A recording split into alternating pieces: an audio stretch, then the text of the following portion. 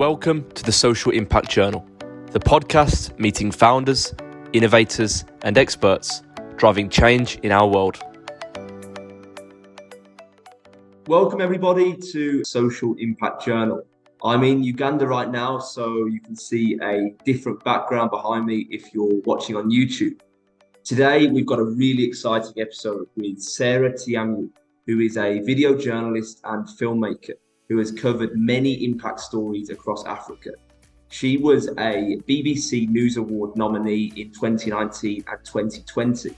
And today we'll be talking about how film can drive impact and how organisations can use it to drive their advocacy works. Here's the trailer.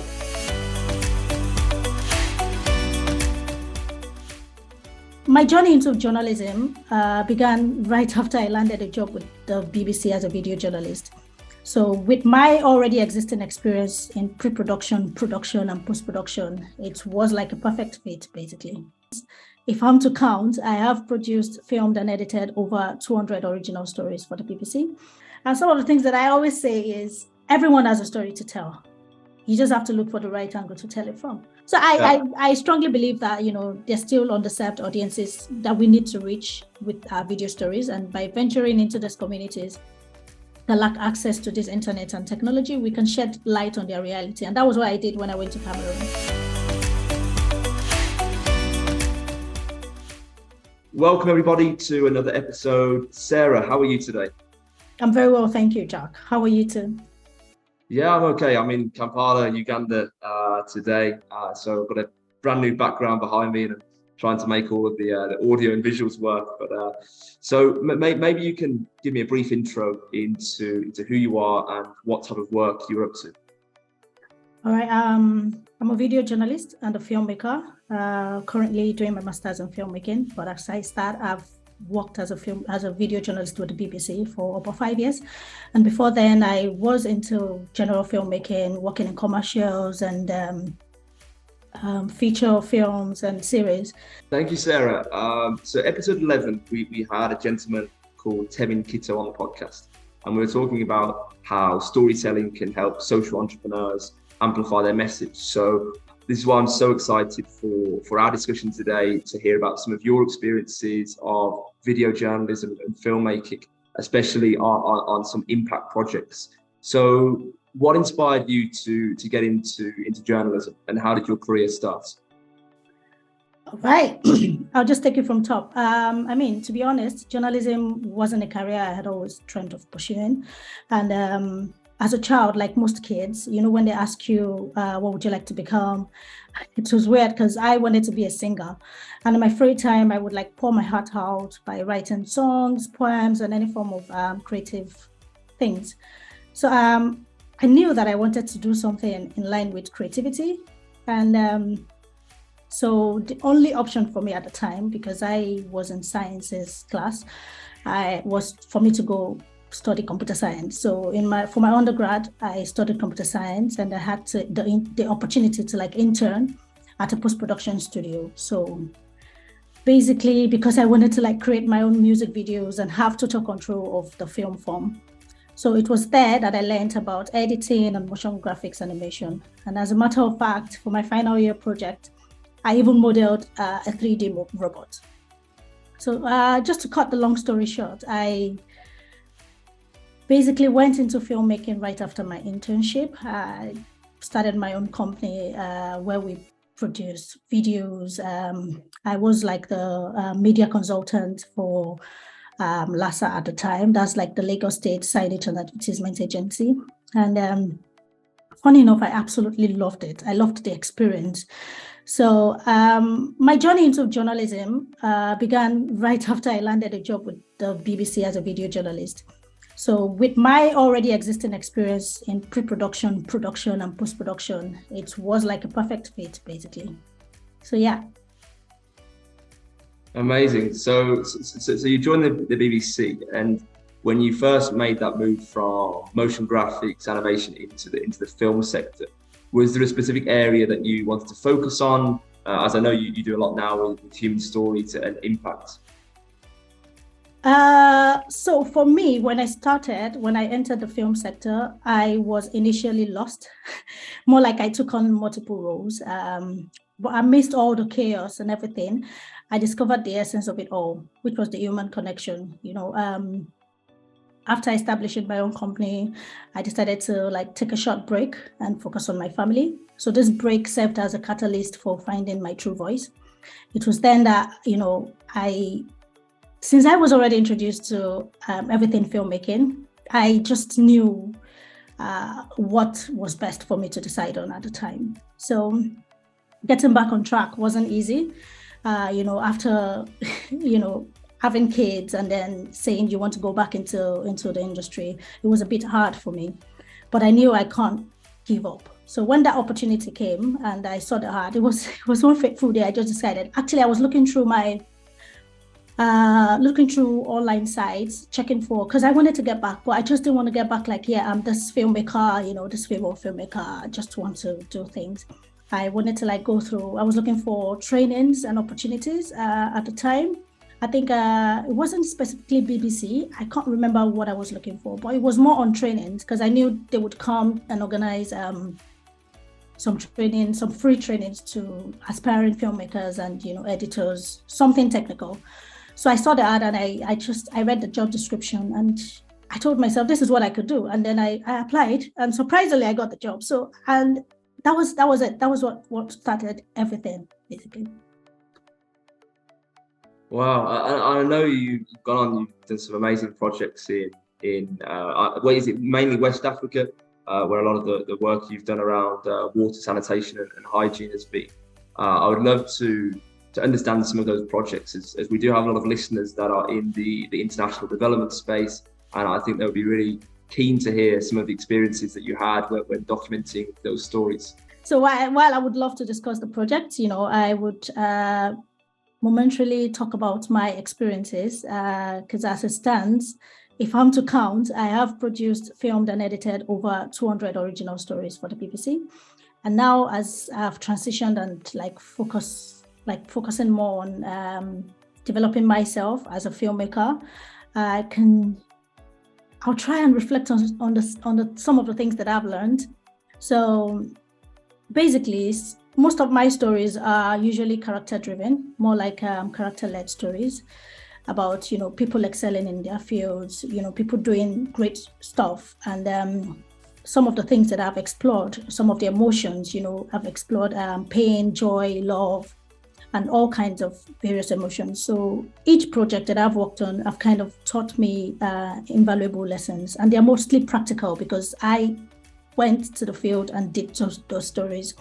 So I'll just pinpoint some of the ones that I can remember because at the time, one story that comes to mind is the story of Ikorodu Boys. At the time they were I don't know if you've heard about them, but they're these kids in Nigeria, recreating movie scenes. I think recently they just did The Extraction too. More like recreating the scenes and using tools or equipment that are readily available in their environment. At the time, interestingly, they didn't even have up to 30,000 followers at the time on Instagram. So to me, it was about capturing the essence of their story, not just about the camera angles or the framing. It was about finding the heart of the story. So some of the questions that I've asked myself when I want to go out to film stories generally is, would people connect with it? What would be the lasting impact of sharing the story? I imagine myself as the audience and I say, if I watch the story, do I think I would learn something? Is it something that would touch me personally or emotionally or inspire me in any form? So, and basically, that's what it is with storytelling, is the impact that my stories or the stories that I'm telling have on the lives of the people watching it. And that's what matters, really. So this particular story resonated with many people, and numerous media houses reached out and they were eager to meet him. Today, they are widely recognized and they are celebrated. I think Netflix has some sign of signage with them. I really don't know. But what I'm trying to say is there is really no limit. That was then. Lately, another story that I can remember from the top of my head was one I did in Kenya, which was a very touching story about a born survivor who became a model, but she chose not to wear makeup. At the time, I wouldn't lie, because I cried when I was actually editing the story. And that was the kind of emotion that I wanted my audience to feel. I want them to put themselves in the situation that my contributor is. And this is for those who are already in the advocacy or sector, who are already in the advocacy sector. I mean, there shouldn't be any limit to the kind of stories that you can tell to push out your narrative. I'll now take you back to the water, sanitation, and hygiene stories that I've been working on, or that I worked on recently. And some of those stories were, in fact, most of them were solution-based journalism, because it was more like, tell the story of water, sanitation, and hygiene in a way that people see the essence of it. It was more like celebrating people doing something really cool, something to solve the problem that numerous people are facing. So those are, I don't know if I've answered the questions, but I mean, there are a lot of the stories, but those are some of them that I can think from the top of my head right now. Yeah. Thanks so much, Sarah. And it's really moving to hear some of the experiences and the whole process. So maybe a question: when you are traveling to the field to capture a story, what does that whole process look like, and how long could that take from first being told about a potential project to then traveling, capturing the story, then editing and releasing? How long could that whole process take? I mean, I can't really tell you a particular fixed amount of time it takes. For me, as a video journalist at the time, I juggled multiple roles, which were like, so I'm the director of the story. So I would be the director, the producer, the cinematographer, the writer, the editor. And I wouldn't lie, I enjoy the creative freedom to tell stories that matter. And so for me, it's usually crucial to approach the stories from angles that deeply connect with the audience. So I would just take, for example, a story that I worked on in Senegal. At the time I saw the story online, to when I finished the story, I think it took about roughly 4 to 5 months. And that's because, at the time you see the story, you start conceptualizing. So this is where you think of, what angle am I telling the story from? How would people connect with the story? The story was about a social enterprise, basically turning water into money through a water kiosk model. So in as much as I wanted to tell that story, I also don't want to tell it from the angle of the social enterprise, because then it's going to look advertorial. It looks like I'm trying to create an advert for the particular social enterprise. So what do? What I did at the time was to pick it from somebody benefiting from this scheme. So that way, I want to hear her story. She's a regular person like I am. What is her story? Why did she choose to do this? How is this impacting her life? Where was she before now? And how is she planning to get to where she's going? I don't know if you understand what I'm saying. So basically, at that point, I'm thinking, we're conceptualizing, we're thinking of the best angle to go about it. That would be true, and to tell the true story. So then we plan on going to film, which takes, the filming, I think it took me about a week to film.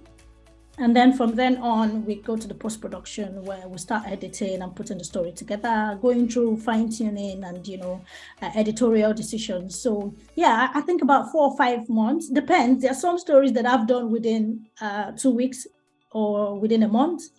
It depends on the complexity of the story, and how sensitive it is also really matters.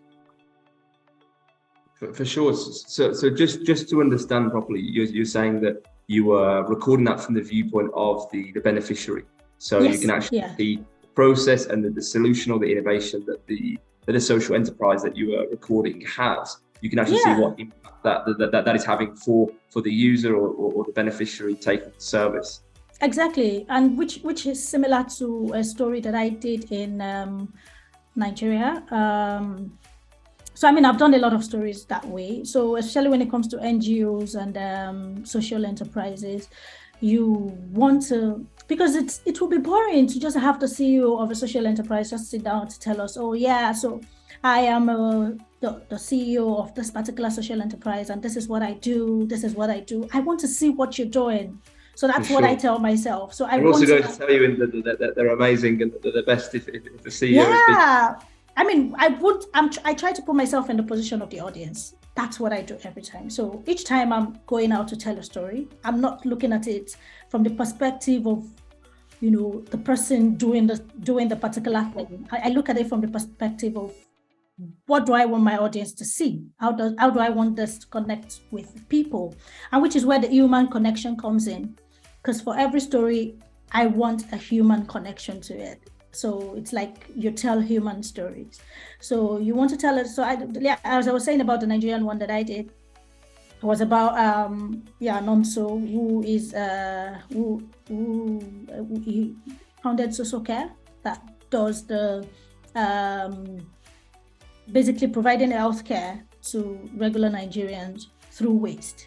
Now, if I was going to tell that story, I didn't want you to see Nonso at first, because then it's a question of, how does this benefit me? I want to see somebody who is using that particular waste to solve our own healthcare problems. And that was what we did. Similarly, there was another story, which was about Plogging, which is like an exercise for younger generation, where they do exercises and alongside they pick waste. It was for students basically. So, and they have different chapters in different universities. It's not a new concept, but the fact that they adopted it into into their own environment is what's thrilling about it. Now, if it's involved a group of people, so I can't go about interviewing every single person at once into the same video. It's going to be boring. So what did I do? I actually looked for somebody who had a story to tell. And some of the things that I always say is, everyone has a story to tell. You just have to look for the right angle to tell it from. So I picked on that, and then I was able to share the story about Plogging in a way that everyone can connect with it. Thank you so much for that, Sarah. The majority of our audience here are in the social enterprise space, the NGO space, maybe even community-based organizations. So many of our listeners may be watching this and thinking, well, how can we get our message out there? How best can we tell our story? Because we want to attract new partners, maybe donors. So alongside the standpoint of showing the impact at the beneficiary level, what other practical advice would you have from them from your experience about how best to tell their story? It's interesting that you asked this question, because I will be facilitating a practical workshop soon on using film as an advocacy tool in London. I think it's going to be happening likely in August. I'm not sure yet. But I often emphasize that advocacy cannot thrive without visual documentation of the work being done. So it could be through pictures or videos, just any form that would let people see what you're doing. So because to me, I feel like a single image has the power to convey countless stories, depending on the viewer. So if you're capturing moments, you need to think of it as an important and essential part of your advocacy. So basically that's where I come in, because that's the part where I think of it's not just about the advocacy. I mean, you have a lot of people doing fantastic advocacy, but it lacks, reaching the right audience, because you're doing an advocacy, you're not, even if you could say, for instance, you go into a community that there are a lot of underserved communities that don't even have access to internet or, smartphones and all that.